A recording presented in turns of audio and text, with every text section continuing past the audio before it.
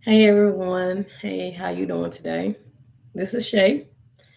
Of course, Shay's Heart to Heart podcast. And for those that may not know me, I speak about life, relationships, God, and I speak about real life things. Today, I want to come and speak about addiction. The thing about addiction is that people want to escape. End of the day, I'm sure I'm going to turn this down really quick. I should have been did that. I'm sure that people want to escape from the real world. We live in the world now. That's what we do. We escape. Let me just readjust this real quick. There you go. We find ways to escape in some way or another, whether it's through our phones, social media, relationships, whether it's through food, whether it's through sex, whether it's through drugs, whether it's through other forms of entertainment. We all find ways to escape. Some people find healthy ways to escape, such as meditation, exercise, journaling, writing. Some people they find different ways to escape because sometimes his life is hard. And due to life being so hard sometimes, I'm gonna say life, I'm gonna say circumstances. Because circumstances and life are two different things. Because despite the popular belief of what others will say, life is not the thing that's hard. It's the circumstances. It's the life changes that's hard. Life is working for us, not against us. So that's different. Let me just go ahead and dispel that myth. But we're all looking to escape from something. When it comes down to escapism, if that's a word, I don't know if I'm just making it up, but we all want to escape from something. I want to take you on a journey in my personal story, something that means the world to me. When it comes down to addiction, addiction, well, let's see if I can do this. There you go. Addiction hits differently for me concerning my family. I just want you to really see my face. Okay? There you go. Because it's a little dark on this side. There you go.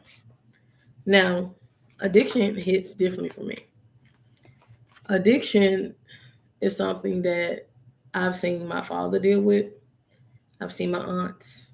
I've seen a great deal of the people on my dad's side of the family deal with. The thing is, the addiction that runs on the Jackson side of the family is alcoholism. Yes, alcohol affects us in so many ways. See, alcohol, unlike other forms of addiction, alcohol affects us differently. Give me a moment.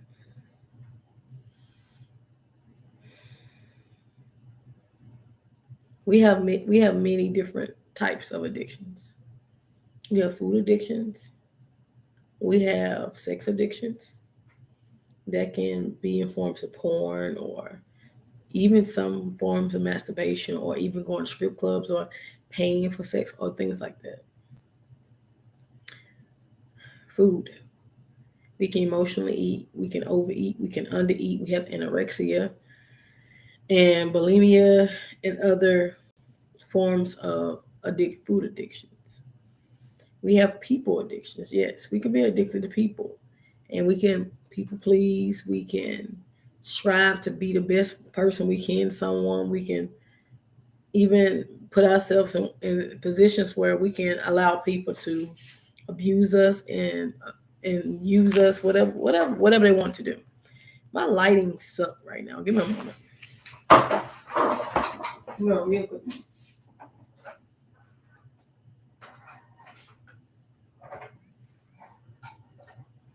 I want to make sure I get this right because it's not as bright as it usually is. A second.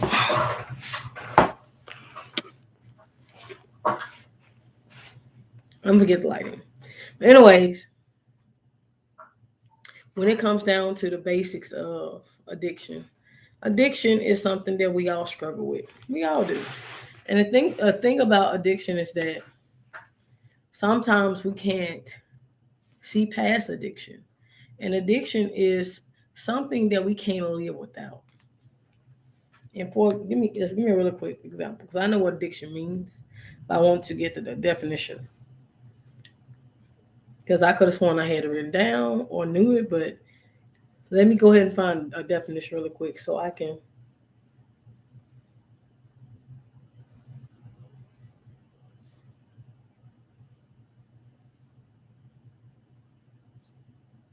Okay. Okay.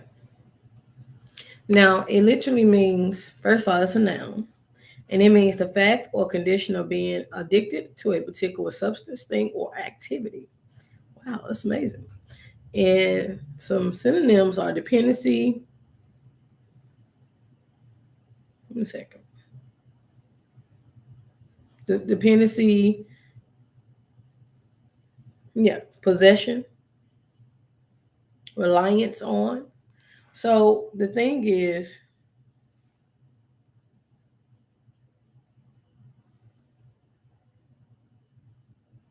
habit, craving, weakness, compulsion, fixation, enslavement, Jones, etc. Now, these synonyms they actually help just to understand it's a habit. And the thing is, I want to go kind of deep tonight if I can. I grew up in a household with alcoholic. I grew up in a family of alcoholics. And I actually feel slightly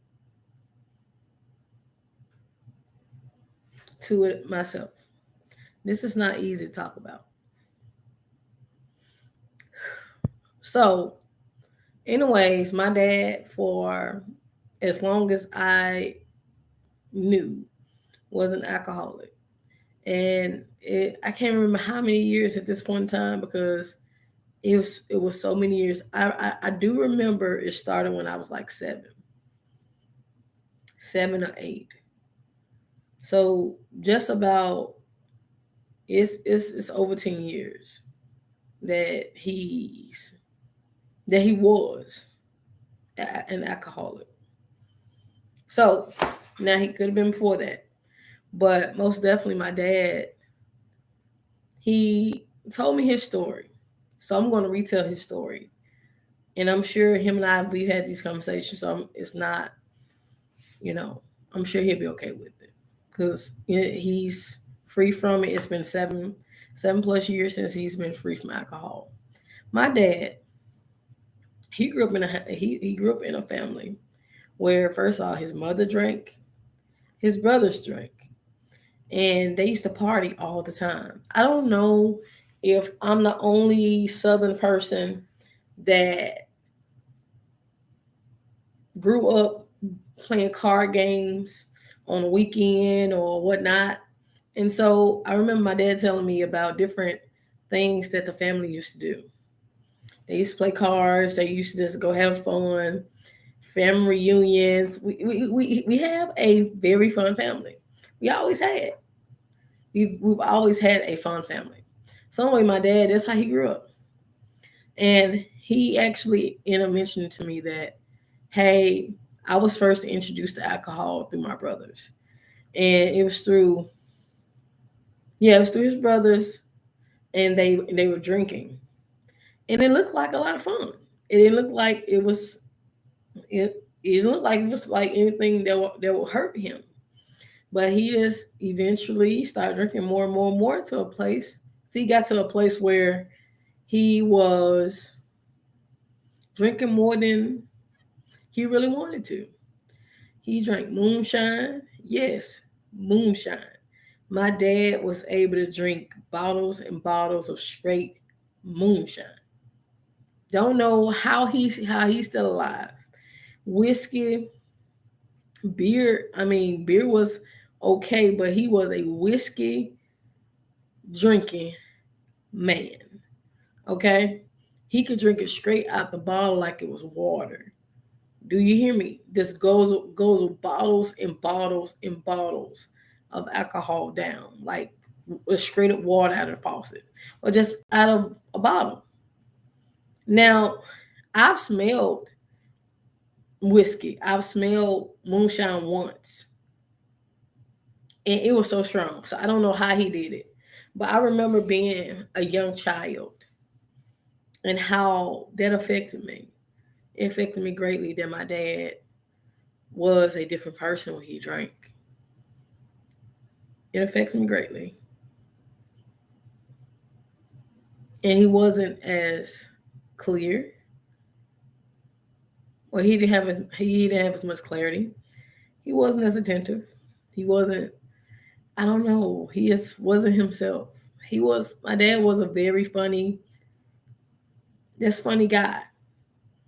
He was very quiet in his own way, but he was very talkative at some times. Like sometimes he was talkative, sometimes he wasn't. But when he was sober, my dad was very, very, very observant. Like it's almost like he was like observe you. He was quiet. He'll watch you, and he ate, but then it's like he wasn't this loud person. He was like this very quiet, strong type of man. And so it surprised me whenever he drank.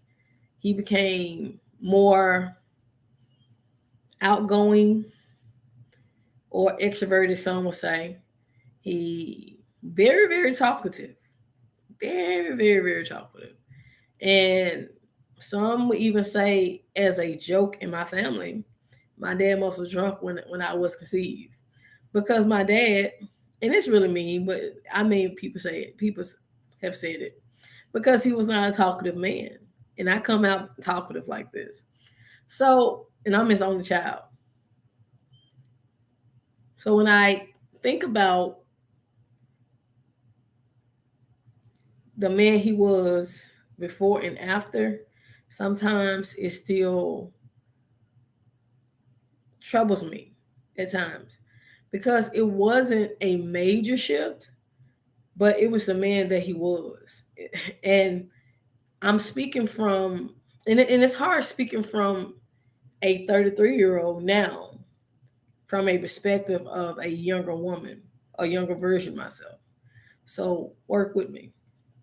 But I can most definitely say as a young child, I did not understand. I did not understand the shift, the change. I just noticed he was my dad, then he was someone else.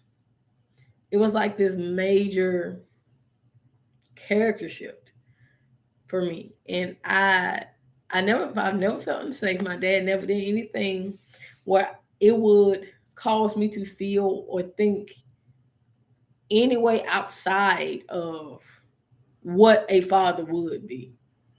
But it was really it was more of an internal thing for me because I'm like, well, I can't talk to my dad. My dad was my best friend. I can't sit here and eat with my dad because it's like he's this other person right now. I was never in danger, but my dad was always the type of man to physically be there and physically just be that type of guy. Hold on, y'all. I'm gonna go ahead and do this. One second. Sorry about my light. It's just lighting that bothers me. One second. All right.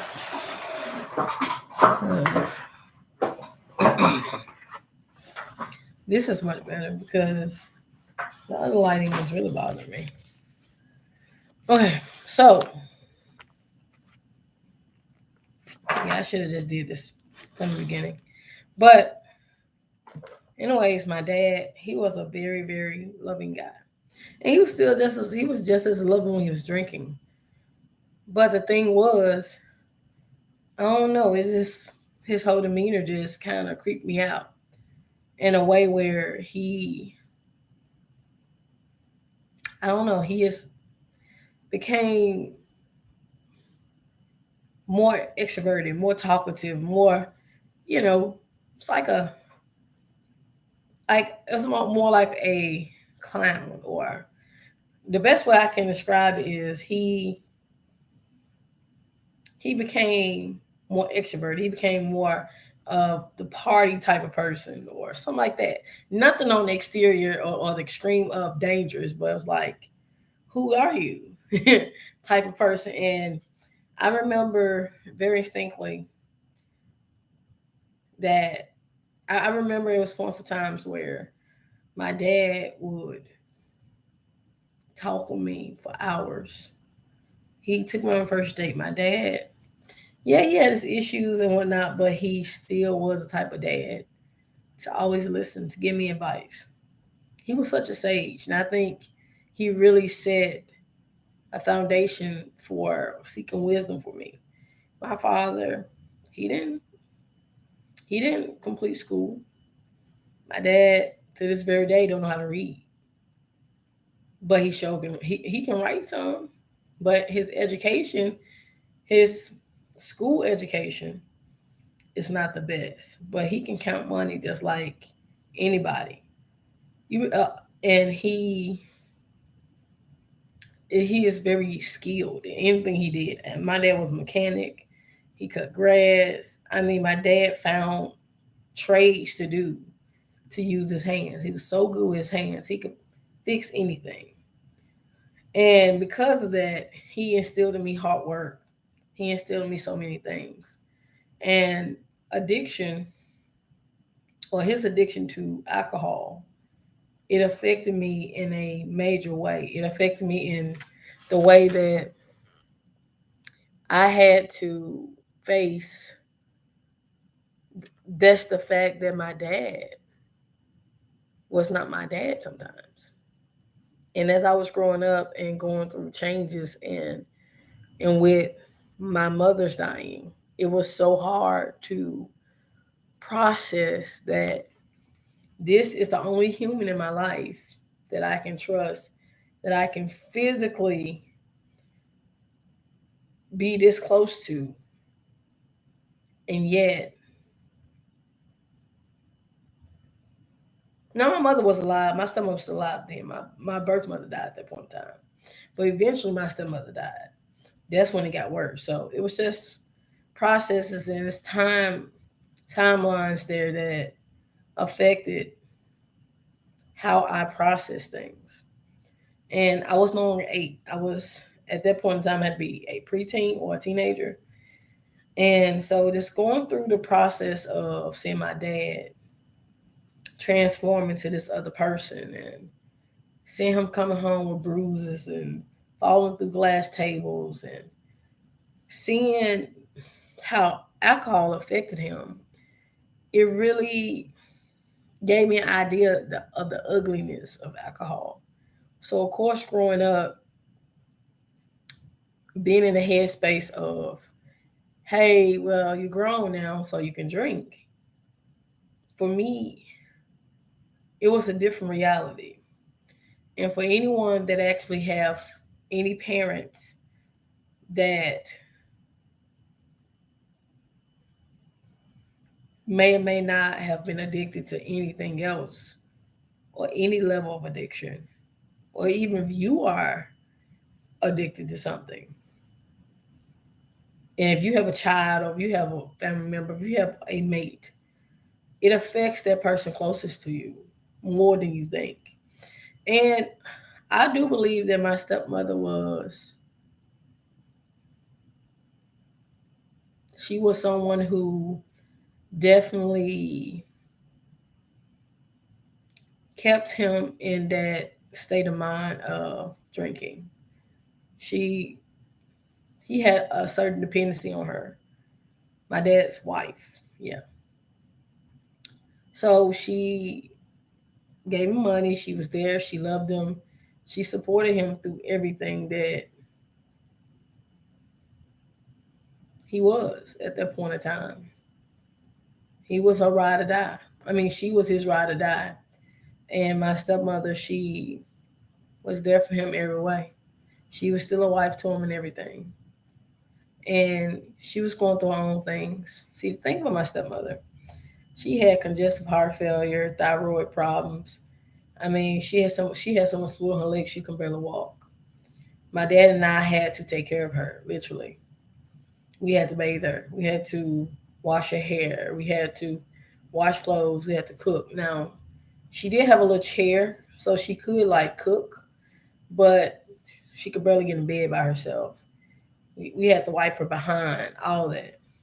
And seeing that it was my dad and I having to take care of her, and for a long time, my dad and I, we had that bond because of her, because we were taking care of her. But when she died, I know it hurt his heart. I know it hurt him in a way that I can never understand as a daughter, because that was his wife. And she was my mother. She was the mother figure in my life. She was the only mother I knew. Because my biological mother, I knew of her, but she died because I was so young. My stepmother died. I was 5. I was 5 years old. So at 5, you're still just soaking everything in. So being raised by her, it hurt me too. I went off the deep end. I did things to try to get over that death. And I believe my dad began drinking more and more to forget about her. And it got to a place where I had to go live with my aunt. My aunt, and that's my aunt treated me like a grandmother would. I would go to her house on the weekends and, hung out for hours and days. And, she was that babysitter for them, at least one of them. One of the main babysitters they can just drop me off. And the thing about my aunt was that she always fed me. She always had bed. We always had fun. And it was a park. It's a park right around the corner. Literally, I don't live far from where my aunt used to live, so it was Bellevue Park around the corner. So we'll walk to the park. So it was not a biggie. I rode down the hill, have fun. It's just the neighbors grew to know me, and it's like I was her child. And maybe that was a prophecy because later on, I was. I became just like her daughter, and she was, and she is a mother figure to me that changed my life. And when it comes down to certain things, it's not easy to talk about. But addiction do change. And when my dad gave my aunt the guardianship or the legal guardianship to her, I I went berserk. I lost my birth mother. Then I lost the only woman I knew as a mother. Then I lost my father. I've had a lot of losses in life. And I don't want anyone to feel bad. I don't want anyone to feel sad. I don't want anyone to feel any major way, honestly, because I'm a survivor. But I definitely want you to feel the emotion and know about the struggle that I've had, the struggles I have to go through concerning addiction. And I myself fell into alcoholism just for a short period of time. And thank God before it got too bad, I was actually able to not go as deep into it. When I was going through a semi bad divorce, it almost broke me. It almost put me in a headspace of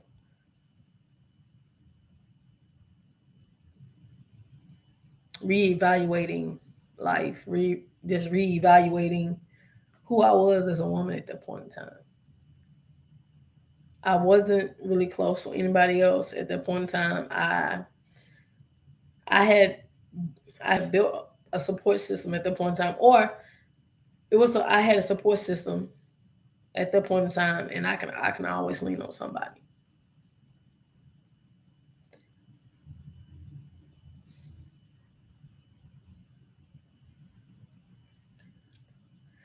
This isn't easy to talk about. So when I was going through that, it really hit me hard on a soul level. And of course, I was always the one amongst my friends where when they went out, they drank. They had a margarita. They had some wine. They had something. And I was always the one not drinking. I'm not going to drink. I was determined not to drink. When I was married, there was never any temptation to drink. So it was just it was just a different level there. But I got to a place where once I was physically once I physically got my divorce legally, I went straight to Kroger and got some, I think barefoot. I think it was a regular kind. It wasn't a red kind, it was a white wine. And from there,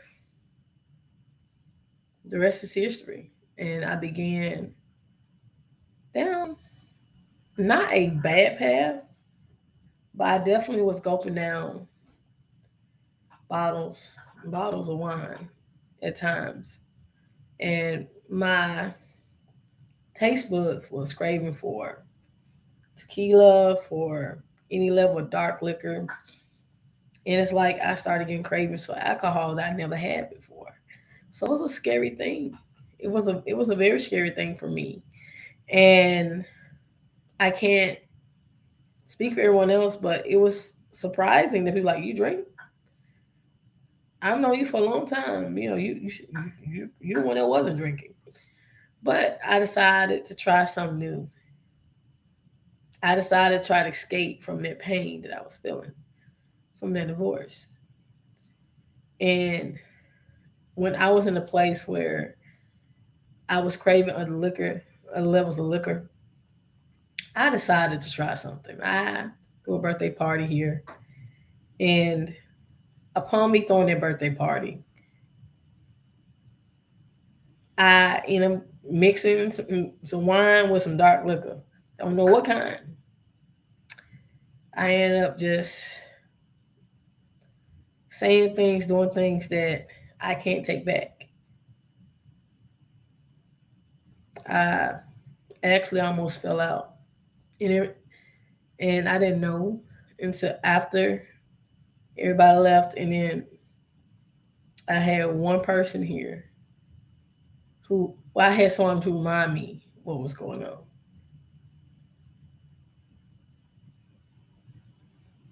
and I did things that I would never do in my sober, in my sobriety, and from there, I just remember my dad falling through a table or falling on the concrete, busting his head. I remember those stories and seeing them physically. Him coming home and bruised up, and him sit physically. Can you imagine a 6'1" man? No, I think my dad's 6'2", 6'2", 6'3". I think 6'2", 6'2", and him falling on the concrete, and so I saw myself as my dad. Now, my daughters never seen me drink. They never even seen me with a bottle of wine. Only once, I went down wine aisle with them, and I instantly turned around because I was dedicated. Like, I'm never going to allow my children to see me drink. I'm never going to allow my children to see me in that state of mind. And that taught me a lot. Excuse my chair, y'all. Get over here. Excuse my chair. But despite all that, I had a conversation with my dad.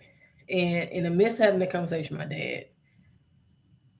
my dad really educated me about wine, what it is, what it can do to you. And I told him, hey, I told him what happened. I said, hey, I fell out of the party. And I thought about that time you fell through the glass table. We had a very transparent conversation. And he listened. And I told him, I said, Dad, I don't want to drink anymore. He said, don't. He was like, because you can go down a very dark path. Look at me. And so we ended up just having a conversation. And I think it's Supalo, or I think it was Supalo and Frazier, because I was taking him somewhere. And I remember us really, really connecting on a deeper level, and me just speaking with him about things. And he's definitely an accountability buddy for me. And I remember it was some time ago, had to be last year. No, it had to be this year. That was this year. It was this year, and I had like some ginger beer, some Jamaican beer. It's like ginger soda, whatever. But it was like in a brown bottle. It's like, oh, I thought you stopped drinking. And I was like, yeah, I stopped drinking. It's just ginger beer. And it was like the juice form of, it's like, I forget, I can't remember the name of it right now, but it's like they have different forms of it. And the sparkling, yeah, the sparkling, a sparkling wine or sparkling juice or something. So I had that. I like, and so he was like, nah. But anyways, I was telling him that I do have those things just in case I want to celebrate, whatever. And the thing was, he really kept me accountable, and I'm grateful that he has. And so addiction, it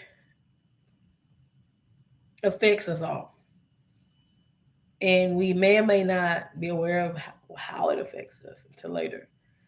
And seeing how it affected me, and as I grew older, I had to decide whether or not there's something I wholeheartedly want to go forth with. It's and I started seeing myself in the future. I'm like, if I continue down this path, I don't know how dark this path is. I don't know how deep this rabbit hole is. So if this is something I really want to go down, I have to consider the history. I have to consider what I'm teaching my daughters. I have to consider, once they start seeing wine or alcohol, how would they feel? This hair is like right here on my neck, and it's like it was a little itchy. So, but as I'm constantly doing that, but I had to physically get to a place where I imagine my future self and what my future self look like. And I had that talk with God. I said, God, I need you to take this taste out of my mouth.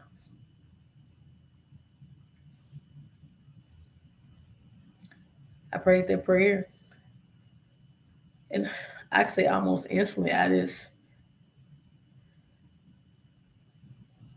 didn't. It's like the cravings decreased, and of course, I think I bought a bottle or two as a way of like this is going to be my last. And I still have the little cork thing. I used to have the little whatever you call it that's at the top of the wine. I have it, and I mark it as a dedication. So it's been 3 years for me, period, not drinking any alcohol. And that for me is a great achievement because seeing all the hell my dad went through, seeing the hell my grandmother went through, seeing that she died from cirrhosis to the liver or something because how bad her liver was, because how much she was drinking. And seeing my uncle now, at least one of my uncles, he stopped drinking. It's like he's aging backwards now. And my aunt, she was addicted to crack. She stopped, of course. And so she's healthy. And It's a couple other members that comes to mind. So when it comes to alcohol, I'm very aware of it, and I'm not against it. Somewhere in the near future, I believe that I could have a glass or two with my mate, and I believe I can have that level of self control. It's just that I had to go through this process to understand the severity and understand how important it was, how important it is to be self aware of addictions and escaping.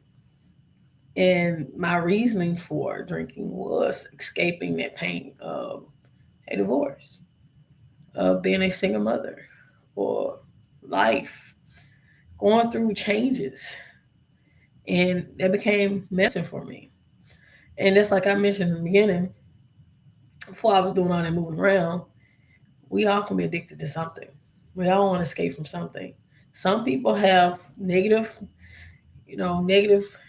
things we escape from. Some of them have positives. I've taken, with the help of God and my ancestors and my spiritual team, I'm able to sustain, and even having people that's accountable around me, I'm able to maintain. And like I said, I don't think wine is bad. I don't think alcohol is bad. I think that if you could drink and be responsible, that's fine. But I haven't really seen a lot of people drink and be responsible. I've seen very few, one or two, but most most people I've seen drink, they weren't responsible. So maybe alcoholism, the way it was introduced to me early on, maybe it was in an unhealthy way. So in my 30s now, I'm s- I'm around people that drink. I'm the age that if I decide to go out, it's gonna be some alcohol somewhere. If I go on a girls' night out, it's gonna be some alcohol somewhere. So I literally became a bit of a recluse. I don't go out as much. I strive not to go out where it's bars or certain places because that's not something that I'm doing. I just don't want to be triggered. And we're out, you having fun. Well, yeah, let's have some fun. I don't want to be pressured. I don't want that level of anything in my space at this point in time. I need to have peace. I need to be. I need to strive for my best self right now. So in the midst of me, I'll say within the first year of me not drinking at all, I separated myself from a couple of my friends. And I told them, like, if we're going to be going out drinking or if you're going to be drinking around me, I just rather not be around you. And I know it made people feel a certain way. Like, well, I'm proud of you, but I drink responsible. I'm like, you don't understand. That's a trigger for me if you're drinking and I'm just stopped drinking. Like, if you don't want to do something, you're going to have to eventually change the people that you're around. And I think that was a hard thing for that was the hard thing for me because for me to physically say out my mouth saying, "Hey, I can't be around you because you're drinking," and I've known these people for a long time, so they felt uncomfortable. Or I just make little jokes, or they'll try to drink before they meet me, or and I felt as if they had to walk on eggshells around me. So eventually, those relationships kind of just disappeared in the air, in the wind, and even now, I very rarely go out. But if I go out, I may have a little virgin margarita here and there, but I'm not just going to go crazy and finna just start making them because then it's going to trigger me to want to get the real thing. Because I'm at an age now, if I go out eating with some girlfriends or some friend girls, I can't just get the pretty glass with the margarita, with the margarita or something like that. I'm going to get the little ugly glass, drinking glass. So it's not as fabulous, it's not as celebrated, but a part, it's a celebration for me because I'm actually able to celebrate something that means so much.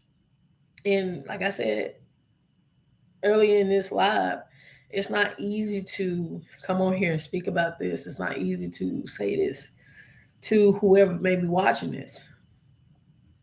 because addiction definitely affects many people in different ways. Some people they go and do that thing and are worse off.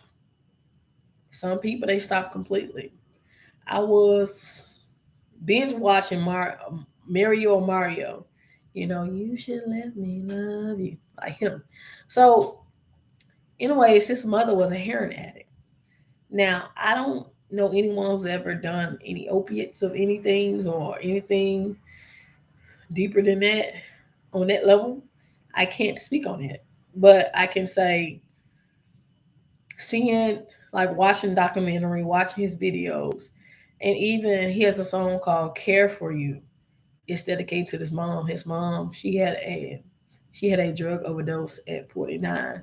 He actually went into the story like she ended up getting in an accident or something when she was with a girlfriend or her friend girl, and they prescribed some pills, and she couldn't move. She was literally she couldn't move her bottoms, and she got well and everything, but she was still taking the pills, and eventually that turned to addiction.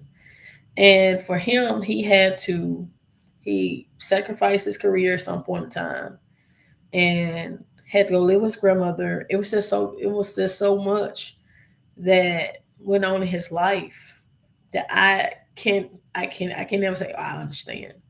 And the pain in his eyes. He did a couple interviews on Vlad. He spoke of it. He spoke on it, I believe, on a Breakfast Club. He really went in depth with his mom and how much he loves her. And even he did it was a live video where he actually was in Baltimore, his hometown, and he sung it, and he had to take a moment to cry. Because, see, we don't understand the level of pain. And some people are trying to escape. We're all trying to escape from something. And so Mario is one of my favorite artists.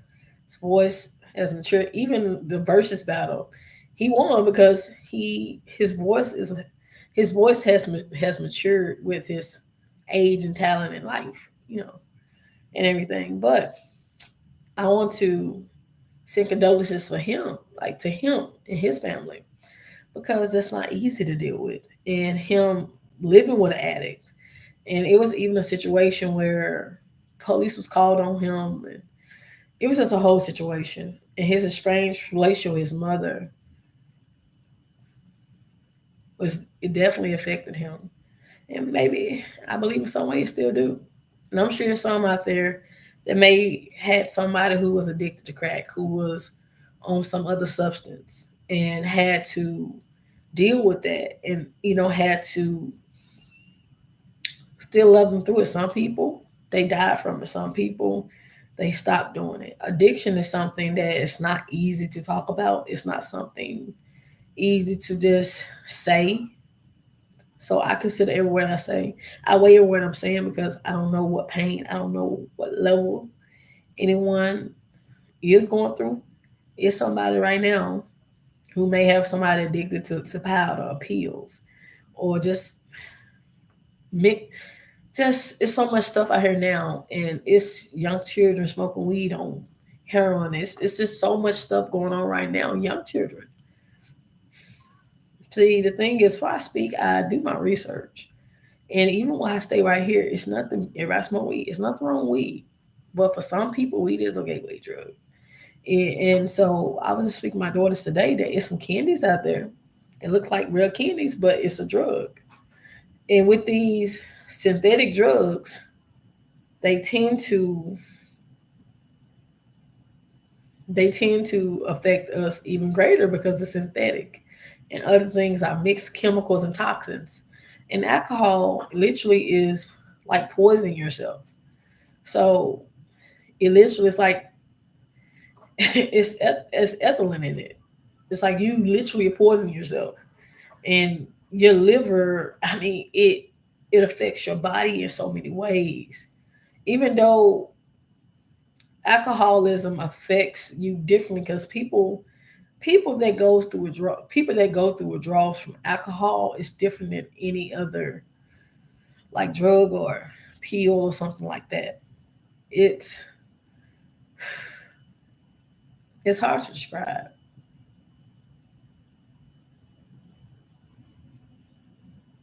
But from what my dad mentioned, he sweat a lot. It was just different things he went through that I can't even count in my head or even express it the way he expressed it to me. And I'm not going to try to. But I just know that it was a process for him. And alcoholism is just as bad as any other drug or any other pill or anything. But I will say, maybe if we find other ways to escape. For me, I escape through writing. I escape through journaling. I escape through exercise. I escape through social media. I watch funny videos. I will post funny videos or just getting on here to talk about my life and inspiring others. Meditation is one of my biggest escape, biggest ways to escape. I promise you it is. Like I can just zone out and go to another realm if I want to. I just go and just have a connect. Let's talk to God. This when I pray, I'm actually able to escape, and it's a healthy escape. I can say what's a seemingly healthy escape can be a dangerous escape too. Not talking to God, but positivity. I was, and I still can be on that positivity trip.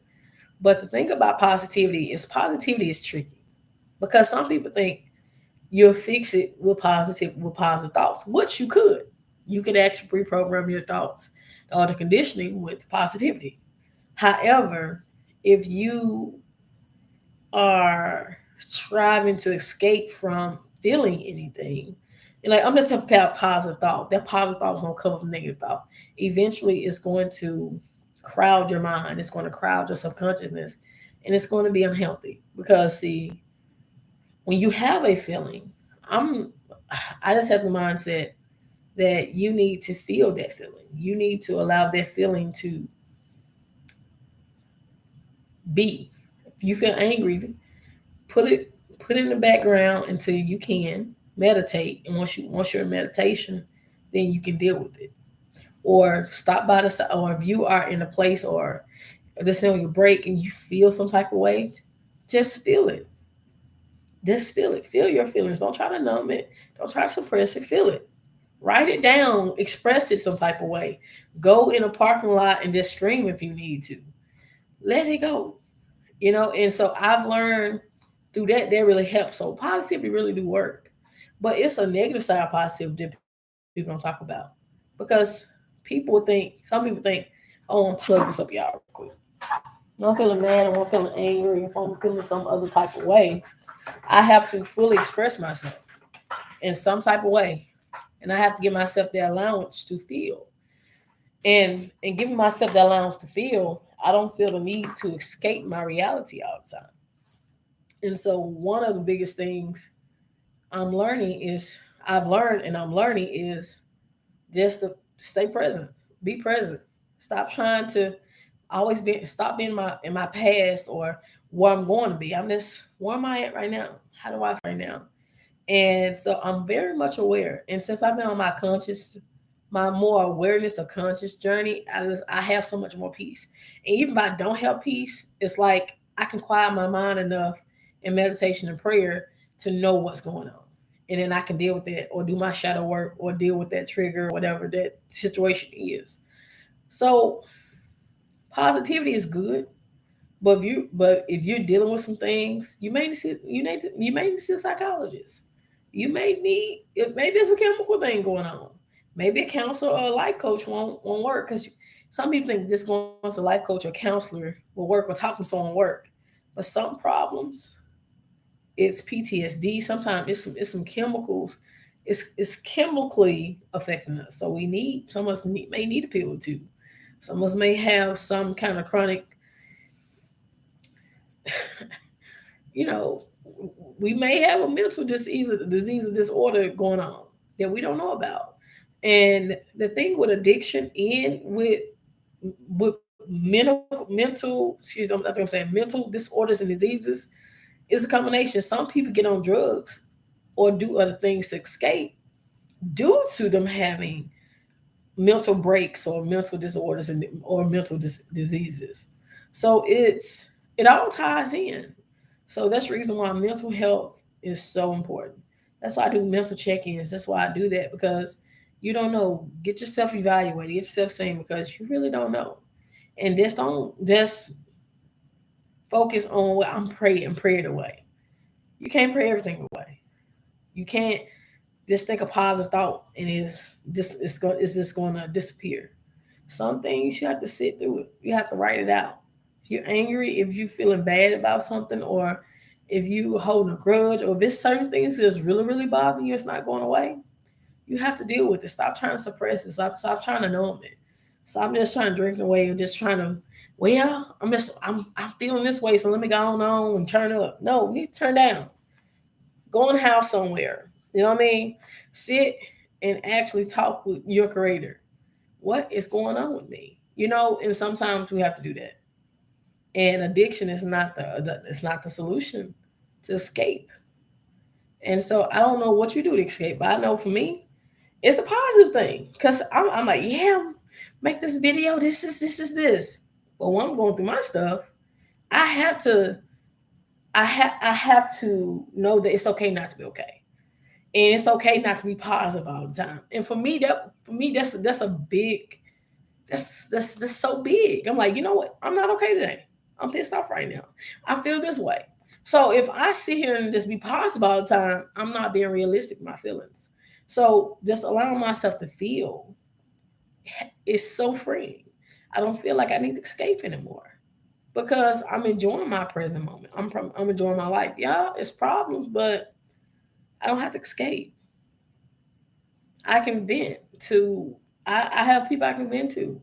I have a counselor, or someone say a therapist. I do have life coach friends. I do have people I can talk to. I do have a mate. So it's like, and most I can talk to my God. So it's like I don't have. I know I'm not alone, and so I don't have to go to wine. I don't have to go to alcohol anymore to feel that void in my life. I have God. I have my spiritual team. I have support. I have my children. I have people that love me. And so I know that by me being my best self, I can also be there for them. And they can be there for me. And that love can be reciprocated. So if there's someone right now who may be struggling with addiction, or maybe you may know someone who's struggling with addiction, they have treatment centers. They have different therapists you can talk to about any mental disease disorders. You can look it up. And some people don't know. It's free services. Some people just go by your insurance. So some people just don't know. You get what I'm saying? Some people don't, I I know that it's different services I can go through. It's just through the people I know. But it's like for parents, or if you're a mother or father. But I know I can get counseling anytime. Counseling, it it's a healthy way to just convey what's going on in your life with a complete stranger, someone you don't know.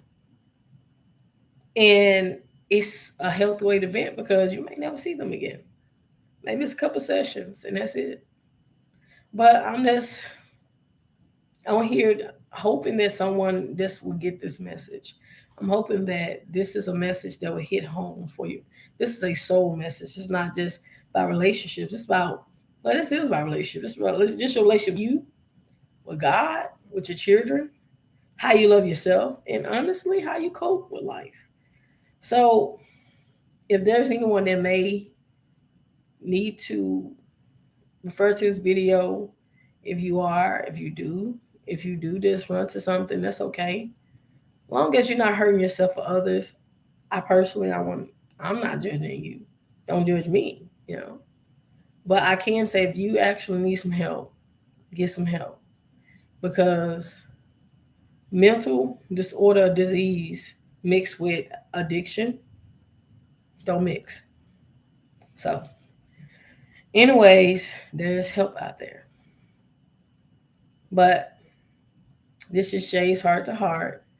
And I hope that the message came across clear. Excuse my lighting in the beginning because I moved around a bit. I'm just going to stay in this spot for now. But I love you. And I want to let you know that I'm there for you. And I'm hoping we the same, vice versa. And just know that mental health is so important. And addiction and that urge to escape into another reality. There are so many things that can help us escape, but when we come down from that, we still have to deal with reality. Remember, and if you hear nothing else, problems are 90% of how we react or respond to it, and 10% of what it actually is. And know that life, sometimes circumstances get tough for us. And if you do have someone, or maybe you're the person, if you need help, don't be afraid to say that. I don't know who I'm talking to. Let's don't be afraid to admit it, even just to yourself. Know there's other people around you that's going through similar problems. And you're not the only one. You're not the only one with someone who's addicted to something, or maybe it's just you addicted to something. I know me. My addiction is food. Like, and I admit it, I do emotionally eat. Sometimes I eat later than I should. Sometimes I eat stuff I should not eat. And so that's something I'm definitely working on. And that's an emotional thing. It's an emotional response that I am dealing with. So we all have things we're struggling or dealing with, whether it's big or small, or just medium, or just maybe some may not know about it. But God, but wherever you are right now, I want to let you know that you are loved, you are cared for, and no addiction is bigger than God. God is bigger than any problem in our lives, and you can overcome addiction through God. You can just connect with God, and you have other sources. But trust me, God has universes in His hand. God got you. Your family got you. And the thing is, we have to be honest about our lives. And I thank you for allowing me to be transparent about mine. Even though it wasn't major, I was not here doing the most. But before I did all that, it's like God came in and just gave me what I needed. The ammunition just to quit cold turkey. And me quitting cold turkey was the best thing I could do for me or my daughters and my future grandchildren. So, and generations going to follow me. So if my daughters are exposed to alcohol, it's going to be through other sources. Not like people that I know, but it's going to be through other sources. But it's nothing wrong with alcohol, but I just want them to be aware of everything that's around them. And don't allow peer pressure. Some people socially drink, some people drink just because it's a long day. People drink for different reasons. People do things for different reasons. I drank just because I could, but it was damaging me. So if you drink, drink. If you don't, you don't. I'm not judging you. I just know that I strive not to be around certain areas or certain triggering places anymore. But it's been 3 years fresh from any alcohol and still moving forward. So just continue to help me be accountable as well as I am accountable to you. If that's something if you want. But anyways, just remember, out of the heart flows the issues of life. Shay's heart.